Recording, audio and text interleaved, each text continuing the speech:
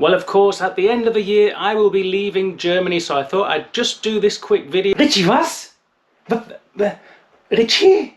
Oh, hello, German me. How are you doing? What's the problem? Richie, du hast doch gar nichts gesagt. Was?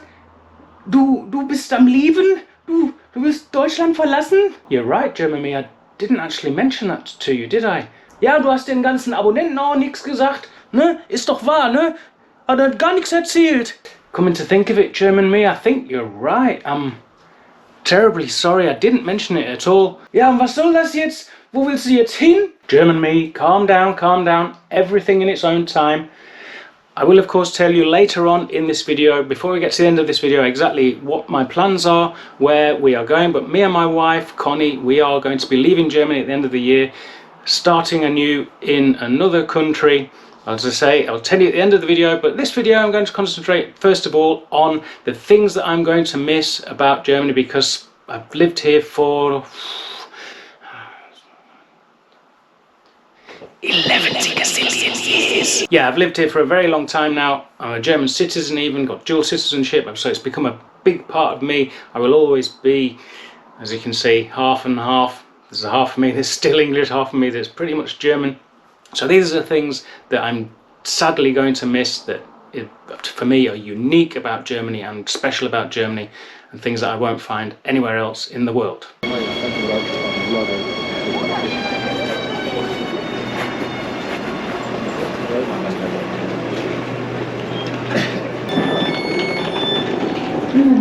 Anschlüsse. Egal, das war nur das Bieten immer auf noch 326. Eine der Bundesliga.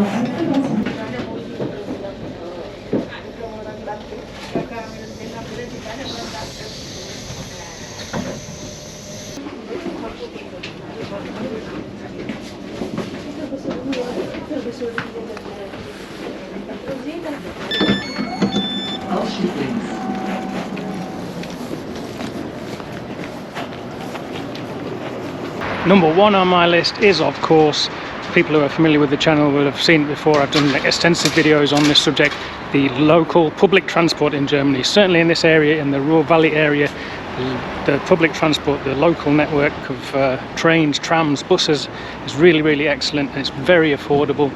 As you've just seen, I've travelled from Dortmund here to Bochum. This behind me is the Bochum Hauptbahnhof, the main station in Bochum. I think you probably see the sign just behind me.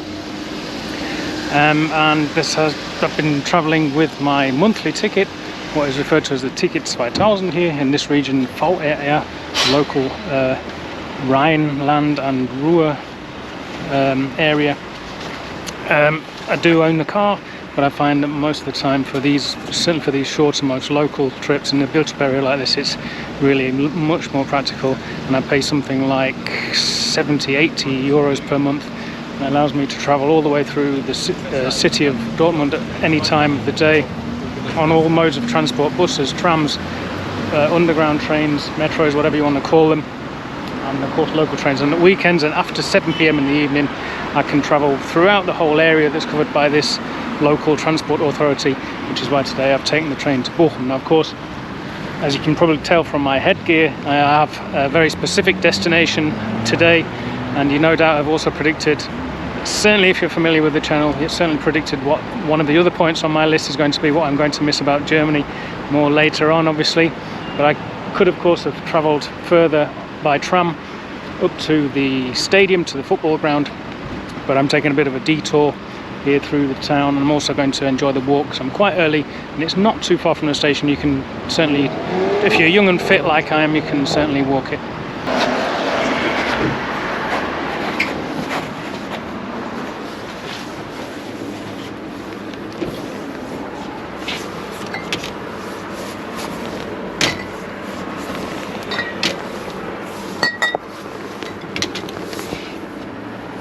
Item number 2 on the list then is beer. Call it a stereotype, a bit of a cliche, but it's true. Germany has a reputation of being a beer drinking and a beer producing country, and I, as a proud Englishman who has a history of, and I still really do like English beers, a very particular type of beers that we have, having been a big fan of English beers. I have to say, when it comes to the lighter coloured beers, what we would call lager, especially the Pilsner types, so Pils, the Germans are the world champions of brewing beer. There's no question about it for me. Yes, they do have a wine making tradition too, but there's no competition for the beer. And I've just picked up a few for me and my mates before the game, and I'm just going to send this text now then to my mate Franks, say, bitte kein Bier mitbringen, ich hab lecker Fiege mit. If you want to see another video I did, a more extensive video I did, when I was still doing a lot of my videos in German, all in German, you can click on this link and see a blind tasting test that I did with a lot of local beers. And it was quite fun actually, because it was all to do with the beers that are sponsored by, the beers that sponsor the local football teams or are brewed in the cities of the local football teams. And it turned out to be a predictive kind of video, because Veltins, the beer brand that sponsors Schalke, sorry for a bit swearing in this video, finished bottom of the league, so it turned out to be quite a predictive video.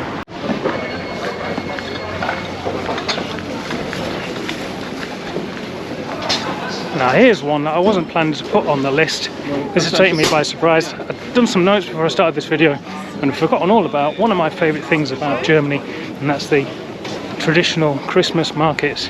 I think that one's going to have to go on the list at number 3. Now, those of you who've been following the channel will know that I also travelled to Birmingham at one point, and it seems that England has imported the tradition of really quite authentic German Christmas markets. But I was in Birmingham and they've got a massive one, they call it the Frankfurt style Christmas market, and it really was very authentic with the mulled wine and stuff. But you know, I think you have to experience it in the country itself. Germany has got really nice Christmas markets. Oh look, what a coincidence! We're going past the St. Elisabeth Krankenhaus, the St. Elizabeth Hospital. And that leads me conveniently on to, I think we're up to number 4 now. Number 4 in my list, healthcare. Now, what expat in Germany video would be complete without mentioning healthcare? Certainly not one of mine. I have spent most of my adult life in Germany, and I've come to get very used to the very good healthcare over here. Now, it's obviously not the same kind of video as if I was an American, for instance. A lot of the American colleagues of mine here on YouTube, they are obviously quite struck by the contrast in their two systems. They don't really have much of a public health system out there. I have, obviously, wherever I've lived in the UK, Germany and in Spain. Wherever I've been well looked after. But I do think probably it's something to do with the fact that I spent most of my adult life here and I know how things work. I know it's an unusual system out here with insurances, like it's very heavily state regulated, but they are in fact private health insurance companies. So it's not the same as in Spain or in the UK, where it's like a national health system where it's all pretty much just free at the point of entry. There's no insurance system. But I've certainly got used to the very high standard, and what strikes me is that the waiting times.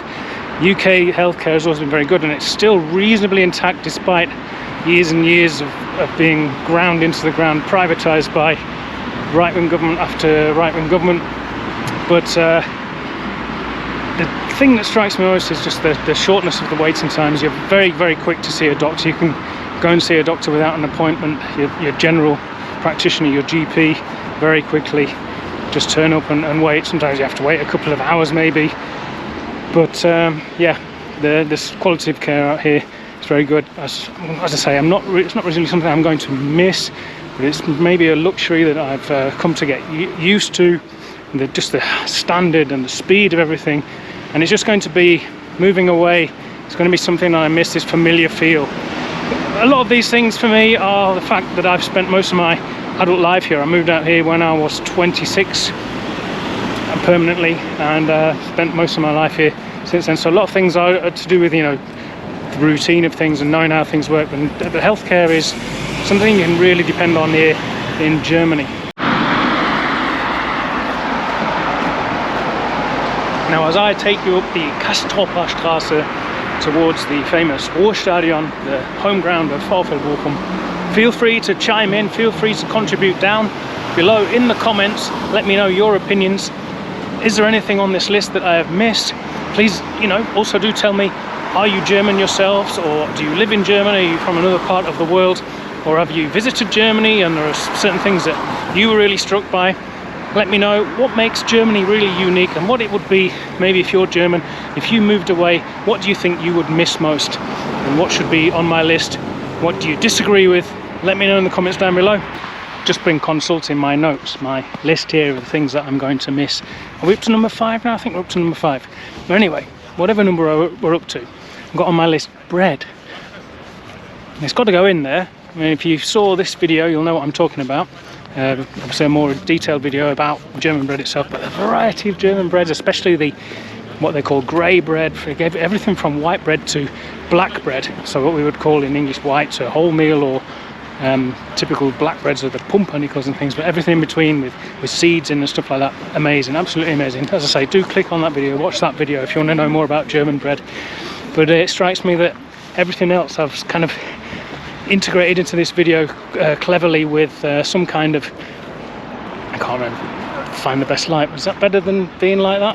It wouldn't be like that, but anyway, it seems I've managed to integrate everything into this video cleverly, using kind of like coincidences like walking past the hospital and getting on the train and all that business. But I haven't got any bread for you, so just have to imagine some bread or just watch that video. Bread, German bread, it's great. There's one that didn't make the list. Pommesbude. What about a traditional German chip shop? Didn't make my list, maybe it's on your list.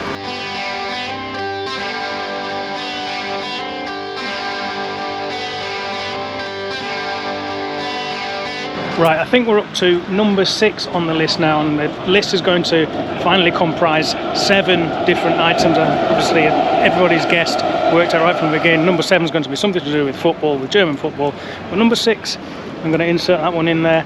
It's going to be more a case of demonstrating. Again, it's something I'm really definitely going to miss, and that's Ruhrpott sprechen, speaking the local dialect, the local Ruhr Valley dialect, and hearing it every day. It's something I got used to over the years. This is a region I've spent, I can actually count now how many 11 gazillion years it is. I spent all my time living here in Germany, with moves away to Spain and coming back. I think I was here from 1999 to 2009, and then came back in 2014, and I've been there ever since. So it's another 7 years, 17 years living in the same region, and it's really had, obviously, have an influence on the way I speak German, and it's the thing that I like most. But it's not specific to this region, this point. I think this is something which is common throughout Germany. Local dialects are something that are actually appreciated.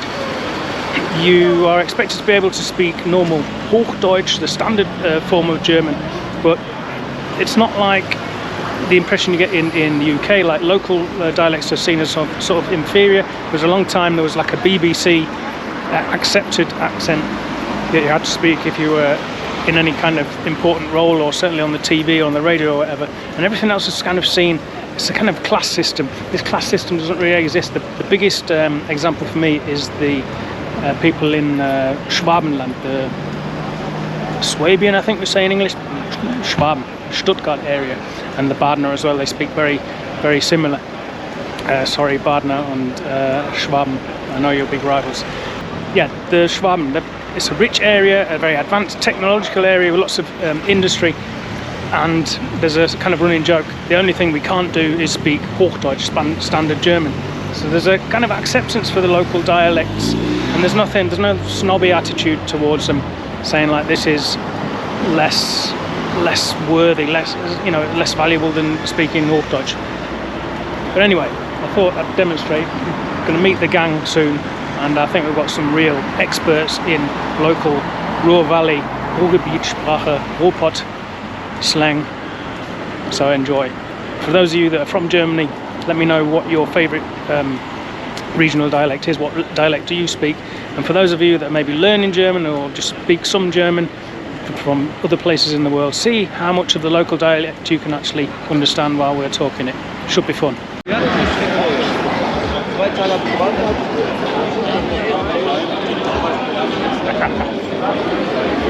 Lächel mal schön. Richie, mein Lieber, bist du wieder unterwegs? Ja sicher, guck mal. Mit der Kamera? Hast du Ich neues bin ja Ding? wieder am Film. Hast du eine Botschaft für deine Fans?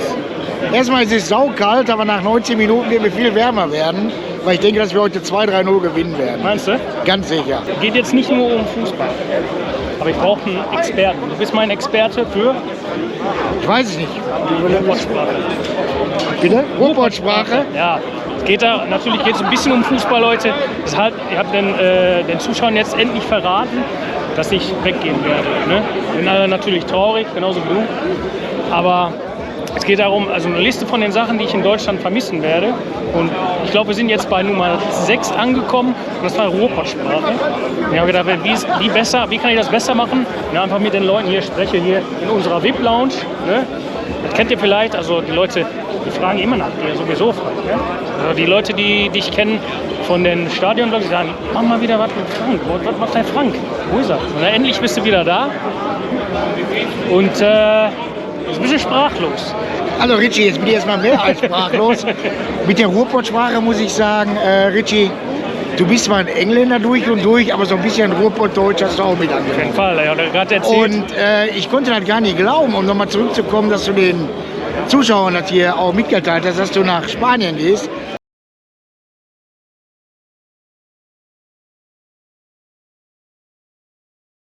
Das habe ich noch nicht verraten. Jetzt hast du das verraten. Das sollten wir mal aufheben für später im Video. Das wollte ich nicht. Ist egal. Da war ich auch fassungslos und zählt schon die Tage und weiß, dass wir die letzten 3 Spiele plus das Bielefeld-Spiel noch zusammen erleben werden. Und du sicherlich noch der eine oder andere. Meinst du, wir dürfen ins Stadion noch? Das ist jetzt das nächste, weil die anderen sagen, ich hoffe nicht, dass das heute das letzte Spiel Das ist scheiße. Weil ich befürchte, dass auf der nächsten MPK-Konferenz am 9. Dezember am 9. Dezember die Spiele verboten werden wieder, sprich Geisterspiele kommen werden. Und das ist die Hölle, da 2 Tage später das Zeckenspiel kommt. Ja. Und die würde ich gerne noch mal aus dem Stadion schießen mit dir zusammen. Das ist echt wichtig, weil das kann wir ich beide, nicht glauben. ohne am Zaun. Und das machen wir sowieso dann. Das machen wir sowieso. Und wenn das minus 5 Grad ist egal. Egal, ja. Aber Richie, ich weiß ja nicht, was die anderen 5 Punkte sind. Du hast gesagt, 6 Sachen wirst du vermissen. Schon wieder alles vergessen, egal. Aber Punkt 7, das war jetzt 6. Punkt 7 ist hier natürlich hier Schmuckkästchen, Bundesliga im Allgemeinen, aber auch. Wobei, ich denke, die Reihenfolge wird sich hinterher noch ändern, sag ich mal. Weil Fußball ist schon ein wichtiger Bestandteil hier. Ja, ist keine Top 7. Nee, dann oder ist so. gut, dann ist einfach gut. eine Liste und ich habe das erzählt, als ich hier auf dem Weg war und wir enden hier im schönsten Stadion der Welt, beim geilsten Verein der Welt. So, wir machen mal Schluss. Wir machen das erste Fiege auf, für mich alkoholfrei und dann gucken wir das Spiel.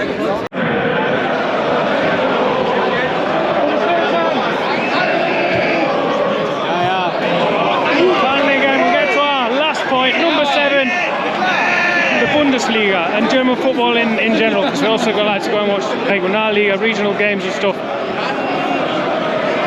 Atmosphere, standing areas, reasonably priced tickets. Fans still have some power, the 50+1 rule. I'll put a link to a video here where I talk more in depth about why I love German football, but just soaking this atmosphere here, watching the best team in the world, Barfield Bochum, in the best stadium in the world, with the best atmosphere in the world, in the best league in the world. You just can't beat it. I'm really going to miss this. You don't get this anywhere else.